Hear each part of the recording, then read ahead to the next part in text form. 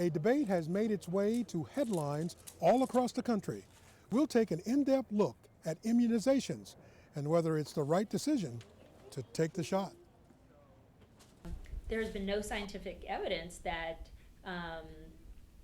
vaccines cause autism, but it's also hard to prove that it doesn't. And so I think there's a lingering, in people who are choosing not to, a lingering doubt.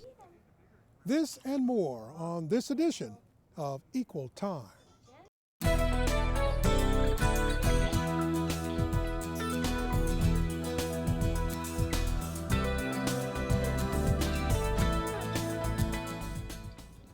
The decision of immunization starts with families.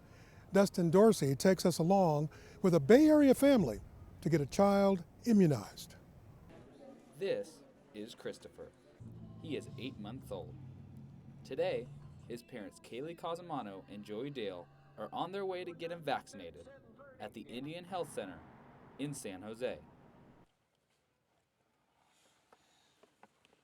Okay. Today in America, there is concern over vaccinations, especially in young babies. This concern won't stop this young family from making sure their child is safe. When Cosimano was a child, she was vaccinated. She plans to follow in a similar path of her parents when it comes to her baby. My parents believe that it was important to vaccinate me because it's protecting me from life-threatening diseases. Get his pneumonia shot and his hepatitis B shot. All right, he's too old to get any more rotavirus, so that's all right. All right. Yeah. Christopher is receiving 4 different vaccines to protect him from several different diseases. While he is showing little pain from the shots, his mother knows it is what's best for him. It's only painful for a few seconds. He cried for 10 seconds and then he was over it. But the hurt is only short term. Okay. I just feel like it's worth it because he's protected and he'll be around longer. This seems like a straightforward process. You go to the doctors and you get your shots to stay healthy. However, this has become a national debate that doesn't appear to have a surefire right answer. Many parents have strong worries about what Christopher's parents are doing to him. So why the worry? I think that a lot of people think that vaccinations cause autism, and I think that's a misinformed belief. While these parents say this is the right choice, their feeling is not mutual across the country and the world. According to UNICEF last year, well over 20 million children under a year old, like Christopher, were not vaccinated. While these parents may not be doing exactly what everyone else is doing, they say they believe they are doing the right thing for their child and others. I've done my research on it as well, so it's not just the values I was taught. So I don't want anything to happen to my child or something that I've decided to happen to somebody else. When we return, we'll broaden our view on this debate and take it to the next generation of parents.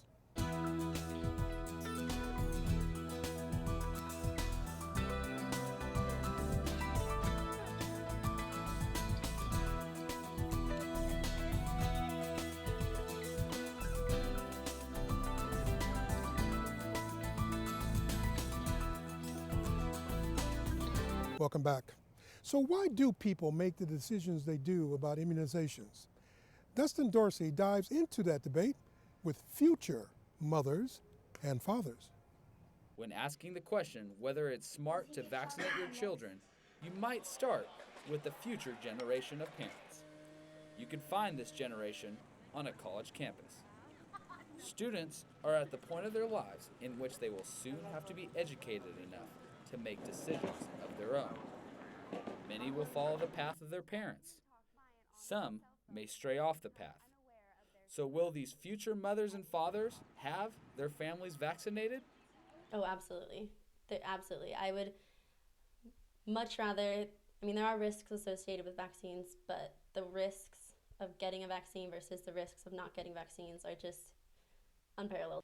Honestly, I'm not sure yet because I have a lot of questions about vaccines myself. I'd like to actually, I haven't gotten around to it, but I'd like to learn more about them, like, and see whether they really are required. Like Manpreet, many people aren't sure whether vaccinations can harm children due to the information that they hear in conversation or see in social media. A widely distributed study linking vaccinations to autism has since been discredited, and its author, Dr. Andrew Wakefield, has lost his license. As for the link to autism, there is none. The guy who did that study, Andrew Wakefield, he did a study in 1998 basically saying that there was a link between vaccines and autism, and if you get your children vaccinated, you're putting them at risk for autism, which is completely untrue. Jacqueline Adams' brother, Ryan, lives with autism, but she says that she does not believe he developed the condition from a vaccine. However, others are not convinced. One of the chief concerns that anti-vaccination advocates have is that the high mercury levels in the vaccinations cause autism. According to Dr. Lauren Hidalgo, this is not proven and the vaccinations are necessary. If you believe in the greater good of society, it's kind of a public obligation, I think, to also get your vaccinations. Dr. Hidalgo is a physician at San Jose State University. She understands the importance of immunizations as well as the hesitation of others against them. I think for the most part, the people that I've met or have read about tend to be worried about unknown risks. Risks such as autism from vaccinations, along with the endorsements from celebrities, have given this debate life. In the vaccination conversation, there will be two sides to the story, believing they are right and sticking to their guns. It all comes down to considering these risks and deciding how big of a risk it is for you. Still to come, we'll take our discussion to a panel of experts to help shed some light on the concerns over vaccines and answer some very tough questions. Stay with us.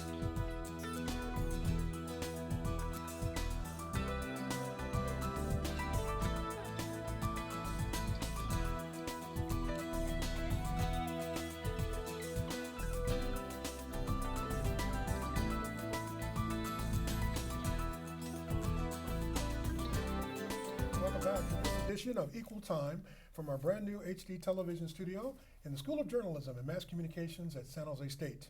Today we're talking about something timely, vaccinations, the pros and the cons. Let's meet our guests. I'm Lauren Hidalgo, and I'm one of the physicians at the Student Health Center here at San Jose State, as well as the co-medical chief of staff. I'm Angela Campbell, and I'm a registered nurse. I currently work in the field of genetics. I'm Kaylee Casamano. I am a stay-at-home mother to an 8-month-old. And my name is Kelly Dorsey, and I am a former first grade teacher. And I'm Dustin Dorsey, and I am the student correspondent on this story. I want to thank you all for being here today. You know, I think a lot of people out there watching, we thought the vaccination issue was long since decided in this country, and yet now we're finding out in the news that there are many parts of the country, many parts of California, many parts of our area that have uncertainties and questions. Why is that? Doctor, why is that?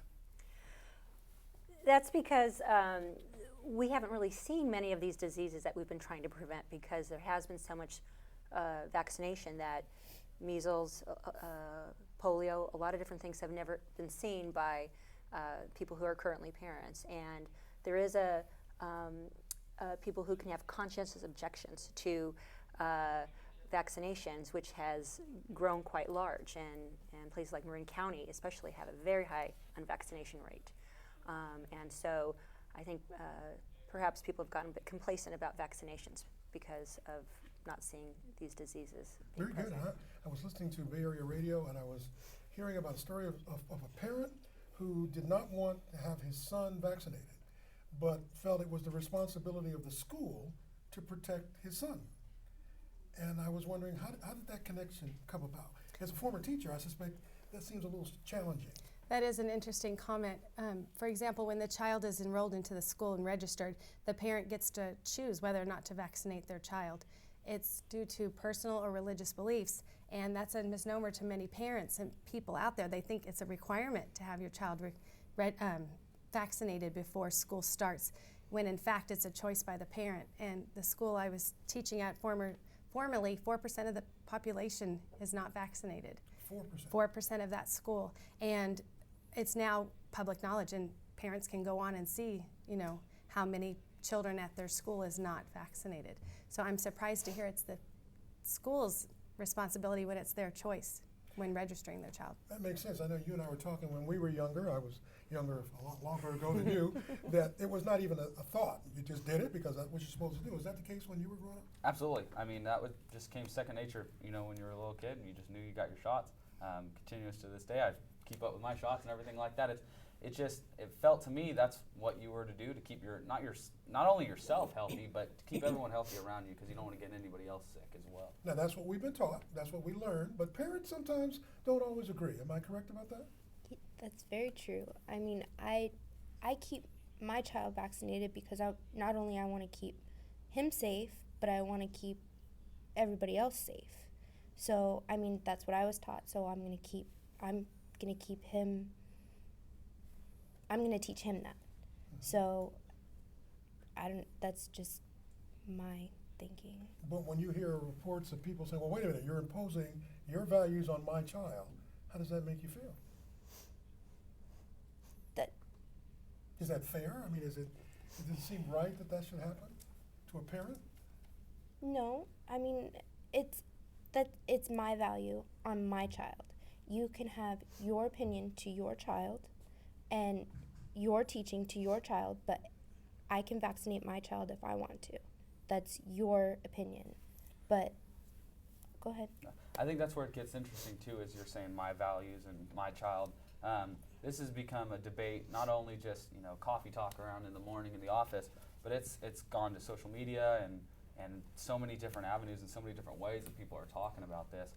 And that's where I think it's really gained a lot of steam, is with just how today is and everything like that, and with technology the way it is, it's grown so much more than maybe before I was born and things like that, where it wasn't as easy to access this information and talk about it in different forums like that. Very good. And as a nurse, I suspect you're probably in the center of this controversy all the time. I am, and I have to say that this controversy stems back from 1998 when Andrew Wakefield, a physician, published reports and data and findings and research that indicated that there was a link of vaccines to autism. And so many parents had access to those reports, and given now social media very readily at our hands to be able to share that information, that physician those reports were founded to be, he actually admitted to lying and falsifying the document.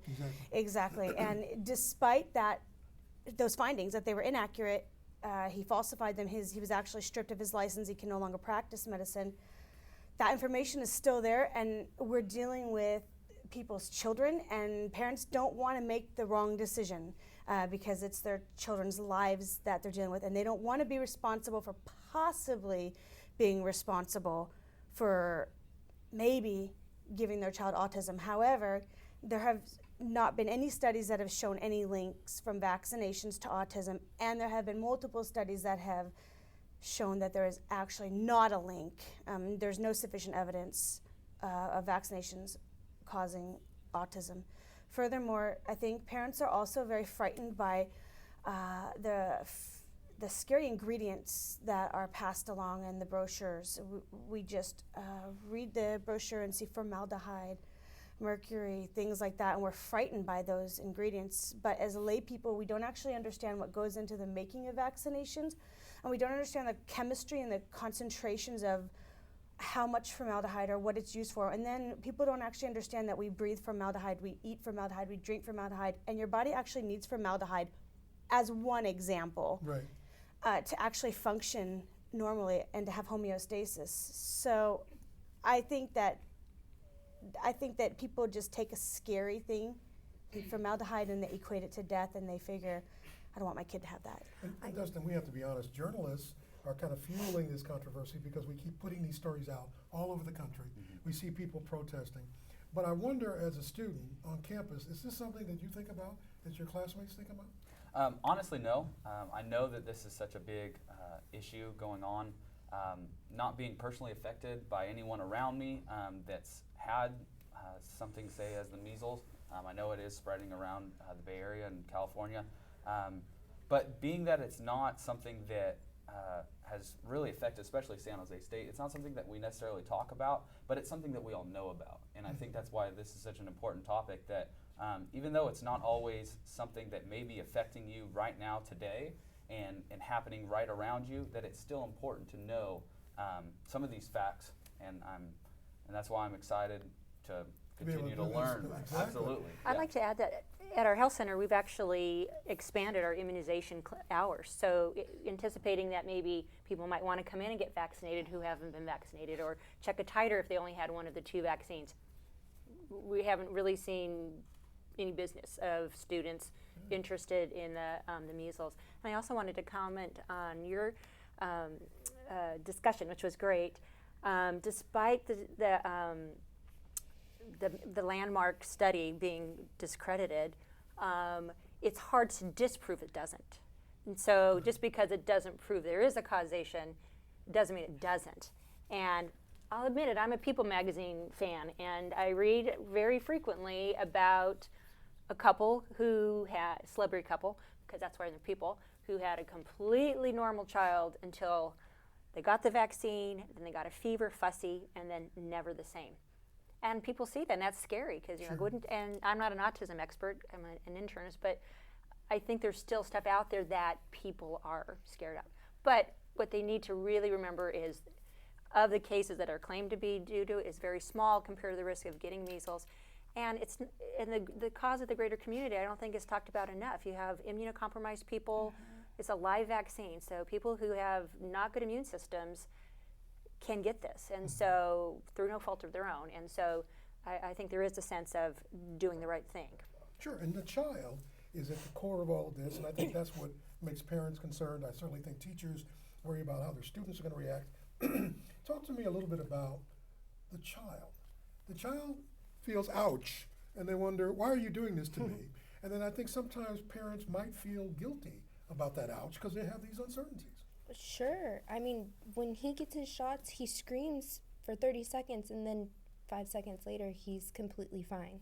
So in the long run, I know I'm doing the right thing for him because he's protected. He's protected from something that can kill him in the long run. So I feel like I'm doing my job as a parent to protect him, and the ouch goes away, and my parents did that for me, so I feel like I'm doing my job as a mom to protect him. So,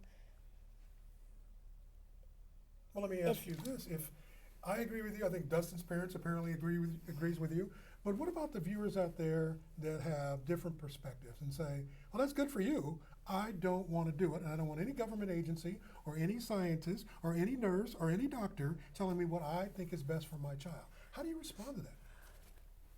Well, it's hard to respond because it's not the law that you have to be vaccinated. And so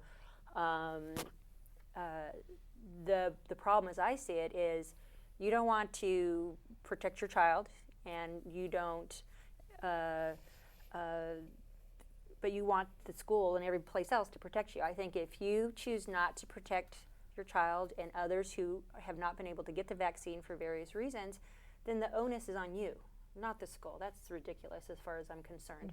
And so if they want to homeschool their children, but I have to say, I think most parents who choose not to vaccinate their children, it's not an easy decision. It's not something that they're just being irresponsible and, hippie. I don't think anybody uses that term anymore besides us, perhaps. But I think there is a lot of thought and discussion that goes into it. And I think the other thing is, compared to other countries, the amount of vaccines you get when you're really young is huge. Right. And, do they really need to have all of these in such a short period of time? And so I think some of the parents struggle with that as well, as not just the vaccine, but I think there's like 25 in the first year or two. I mean, it's just staggering. It's staggering and it's scary. Let's be fair to all parents. It's not easy to be a parent. And if you're a first-time parent and you hear all these news stories, I'm sure people are thinking, well, who do we believe? Which way should I go? I don't want to make a mistake. I think it's fair that parents really need to do their research, and obviously we can't expect parents to do research in a way that a medical professional would be able to access research and medical journals and research articles and such. And I'm a parent that I don't just go to my doctor and say, oh, well, my doctor said so. Okay, well, then that's... It's not gospel. No, no, I do multiple Sorry research. about that, doctor. I'm getting used to it. And my doctor's okay with that. I offer my opinions and what logically I feel, but ultimately I think that parents have to talk to multiple different people, multiple different physicians.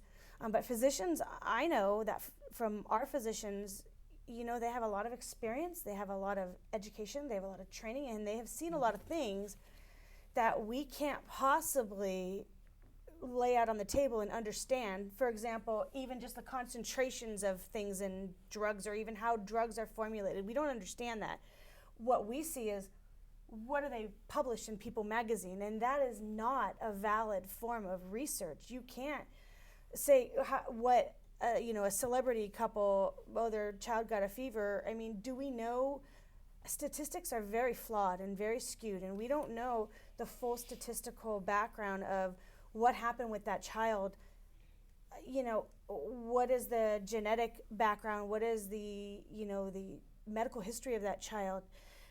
In order to determine, you can't determine one way or another whether their autism would have been caused. Also, parents need to look at what are the numbers of autism anyway. And I think teachers probably go to the classroom with the little tots. They hear the parents being nervous, and they see people possibly on TV talking about it. What does it do to that environment for the young person, a very young person? Well, Does that make them scared? you don't really hear the children talking a lot about being ill. That's the last thing they're worried about usually. Even when they are ill, half the time you don't even know they're sick until you send them home with a fever. But I think it's really important, you were talking about earlier about the social media. Social media is quick to say one story, but not to refute it. I personally had never heard that he was disbarred and that he was discredited. I knew he was discredited, but I didn't know to what extent. That part doesn't get out there. I think more education needs to be done to inform parents, and parents come to me and they'll ask me as a teacher, what do you think about this? I just want them to be more informed. Just hear all sides of it before you make your decision. Many parents aren't even aware. I just spoke to a parent last week that was unaware that teachers don't have to be vaccinated. It's our choice, just like it is a parent's choice.